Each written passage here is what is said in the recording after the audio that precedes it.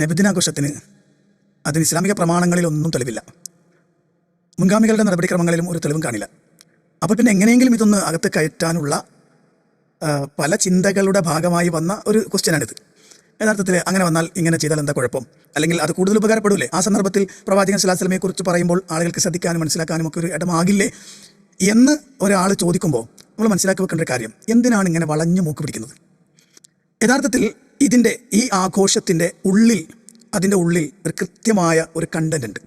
ആ കണ്ടന്റ് എന്തിനാ?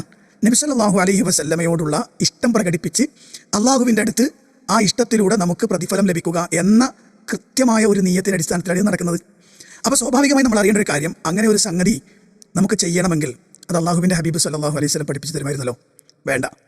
നമുക്കെപ്പോഴും പറയാവുന്ന ഒരു പോയിന്റ് ഉണ്ട്.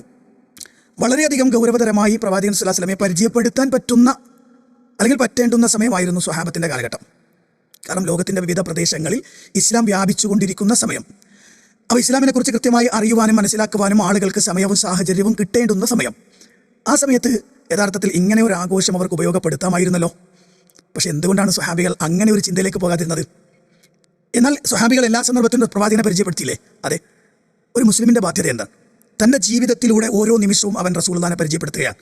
തൻ്റെ സംസാരത്തിലൂടെ, തൻ്റെ ഇടപാടിലൂടെ, തൻ്റെ മറ്റ് പ്രവർത്തനങ്ങളിലൂടെയെല്ലാം. കാരണം അതിലൊക്കെ ഒരു റോൾ മോഡൽ അള്ളാഹുവിൻ്റെ റസൂൽ ഉണ്ട് എന്ന് ഇതെന്തുകൊണ്ട് സംഭവിച്ചു? എൻ്റെ പ്രവാചകൻ ഇങ്ങനെ പഠിപ്പിച്ചതാണ്.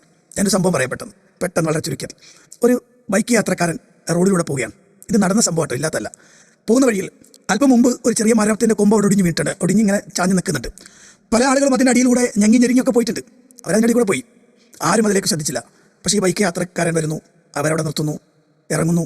എന്നിട്ട് തൊട്ടടുത്ത വീട്ടിൽ പോയി ഒരു ആയുധം വാങ്ങിക്കൊണ്ടുവന്ന് ആ മരത്തിൻ്റെ ചില്ല മുറിക്കാൻ വേണ്ടി കുറച്ച് നേരം അവിടെ കഴിച്ചു കൂട്ടുന്നു. അത് മുറിക്കുന്നു, എടുത്ത് കളഞ്ഞ് ആ വഴി ക്ലിയറാക്കി. അപ്പോൾ കൂടെ ആളുകളൊക്കെ ചോദിക്കുന്നുണ്ട്, നിങ്ങളെന്തിനാണ് അത് വെട്ടിയത്? ആരെങ്കിലും പഞ്ചായത്തിലെ മുനിസിപ്പാലിറ്റി ആളുകളൊന്നും വെട്ടൂലേ? അദ്ദേഹം പറഞ്ഞൊരു മറുപടിയുണ്ട്. എൻ്റെ പ്രവാചകൻ പഠിപ്പിച്ചൊരാശയം, ഇമാത്തത്തുൽ അദാ അനി ത്വരീഖ്, ആളുകൾക്ക് വഴിയിലുണ്ടാകുന്ന ഉപദ്രവം മാറ്റിക്കൊടുക്കൽ, അത് ഈമാൻ്റെ ഭാഗമാണെന്ന് പഠിപ്പിച്ച പ്രവാചകൻ്റെ ചര്യ അത് ചെയ്യുകയായിരുന്നു ഞാൻ. ഇതിനെനിക്ക് നാളെ റബ്ബിൻ്റെ അടുത്ത് പ്രതിഫലം ലഭിക്കും എന്ന് ആ മനുഷ്യൻ പരിചയപ്പെടുത്തി കൊടുക്കും. ഇതിനേക്കാൾ ഭംഗിയായി എങ്ങനെയാണ് പ്രവാചകനെ പരിചയപ്പെടുത്തുക? അതുകൊണ്ട് പ്രവാചകൻ പറഞ്ഞ വാക്ക് മറക്കണ്ട കേട്ടോ. നബി സല്ലല്ലാഹു അലൈഹി വസല്ലം പറയുന്നത് അറിയോ?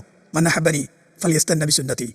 ആരെന്നെ ഇഷ്ടപ്പെടുന്നുവോ അവർ എൻ്റെ ചര്യയെ അവൻ്റെ ജീവിതത്തിൻ്റെ നടപടിക്രമങ്ങളാക്കിക്കൊള്ളട്ടെ എന്നാണ് അള്ളാഹുവിൻ്റെ റസൂൽ സ്വല്ലല്ലാഹു അലൈഹി വസല്ലം പറഞ്ഞത്. അപ്പോൾ കൃത്യമാണ്, ഇത്തരം ആഘോഷങ്ങളുടെ അകമ്പടിയൊന്നും വേണ്ട. ഇത്തരം വളഞ്ഞു മുക്കിൽ പിടിക്കേണ്ട കാര്യമൊന്നുമില്ല. പ്രവാചക ജീവിതത്തെ അനുധാവനം ചെയ്ത് പ്രവാചക ജീവിതത്തെ കൃത്യമായി അടയാളപ്പെടുത്തി സമൂഹത്തിൻ്റെ മുന്നിൽ പരിചയപ്പെടുത്തിയാൽ മതി. അതിന് ഒരു ആഘോഷത്തിൻ്റെ അകമ്പടി ആവശ്യമില്ല, ഒരു പ്രത്യേകമായ ആചാരത്തിന് അകമ്പടി ആവശ്യമില്ല. അത് തന്നെയാണ് പരിശുദ്ധ ഖുർആൻ എന്ന് പറഞ്ഞത്. ലഖദ് കാന ലക്കും ഫീ റസൂലില്ലാഹി ഉസ്വത്തുൻ ഹസന. 33-ാം അധ്യായം സൂറത്ത് അഹ്സാബിൻ്റെ 21-ാമത്തെ വചനം.